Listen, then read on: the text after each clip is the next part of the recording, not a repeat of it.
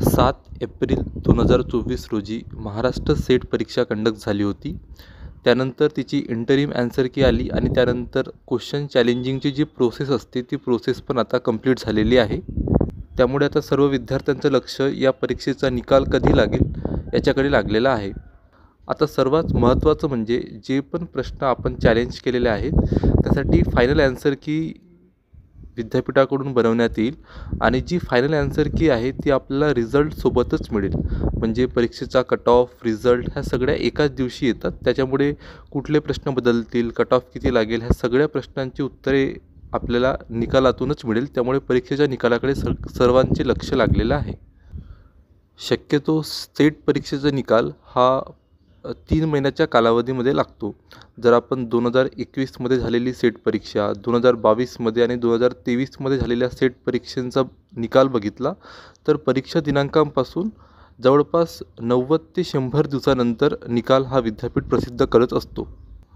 परंतु यावेळेस काही बातम्या अशा समोर येत आहेत की 31 मेपर्यंत निकाल घोषित करण्याचा विद्यापीठ प्रयत्न करत आहेत आणि तशी तयारी विद्यापीठाने दाखवलेली आहे। त्यासाठी विद्यापीठ प्रशासनाचं आपण अभिनंदनच केलं पाहिजे। यावेळेस इंटरिम ॲन्सर की पण आपण जर बघितली तर एक 22 ते 23 दिवसाच्या नंतर एक्झामनंतर आपल्याला ती मिळालेली होती। शक्यतो त्यासाठी पण जवळपास 1 महिन्याचा कालावधी लागतो। परंतु यावेळेस प्रोसेस थोडी फास्ट सुरू आहे, त्यामुळे 31 मेपर्यंत निकाल लागणं पण शक्य आहे। आता या निकालामध्ये मराठा आरक्षणाचा मुद्दा पण आलेला आहे। आपल्या सर्वांना माहीत आहे की विद्यापीठाचा निकाल म्हणजे जेव्हा कट ऑफ लागतो तो कट ऑफ हा कॅटेगरी वाईज लागतो। प्रत्येक कॅटेगरीला एक वेगळा कट ऑफ लागतो। आपल्या राज्यामध्ये जी रिझर्वेशन पॉलिसी आहे त्यानुसार हा कट ऑफ बनवलेला जातो। आता महाराष्ट्र सेट 2024चं जेव्हा आपण फॉर्म फिल केलं होतं तेव्हा मराठा आरक्षण लागू होण्याचं असल्यामुळे फॉर्म फिलअप करताना आपण फॉर्ममध्ये त्याची कुठलीही तरतूद नव्हती। परंतु मध्यंतरी शासनाकडून त्याला मान्यता मिळाली आणि त्यामुळेच बऱ्याच मराठा विद्यार्थ्यांनी ज्यांनी महाराष्ट्र सेट 2024चा परीक्षा दिलेली आहे त्या सर्वांनी एक मेलद्वारे म्हणा किंवा पत्राद्वारे विद्यापीठ प्रशासनाला विनंती केलेली आहे की जो कट ऑफ किंवा जो रिझल्ट लावण्यात येईल त्याच्यामध्ये मराठा आरक्षणावर पण विचार करावा, मराठा आरक्षण अंतर्भूत करून कट ऑफ जाहीर करावा अशी विनंती त्यांनी केलेली आहे।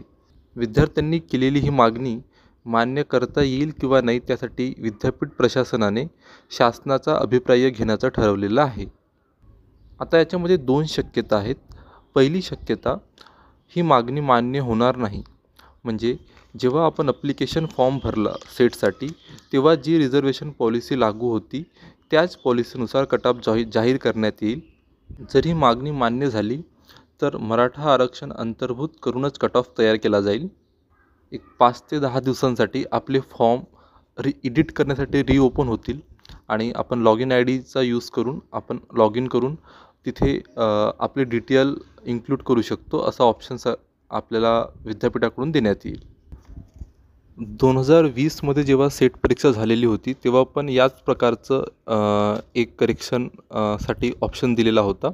जेव्हा फॉर्म फिलअप करताना SEBC हे आरक्षण लागू असल्यामुळे तो ऑप्शन विद्यापीठाने दिलेला होता। बऱ्याच विद्यार्थ्यांनी SEBCमधून फॉर्म फिलअप केला होता, परंतु मध्यंतरी त्याच्यावर स्टे आल्यानंतर रिझल्ट लागण्याच्या आधी विद्यापीठाने फॉर्म एडिट करण्यासाठी ऑप्शन दिला होता आणि एकतर ओपन किंवा EWS हे निवडण्याची संधी विद्यार्थ्यांना दिलेली होती।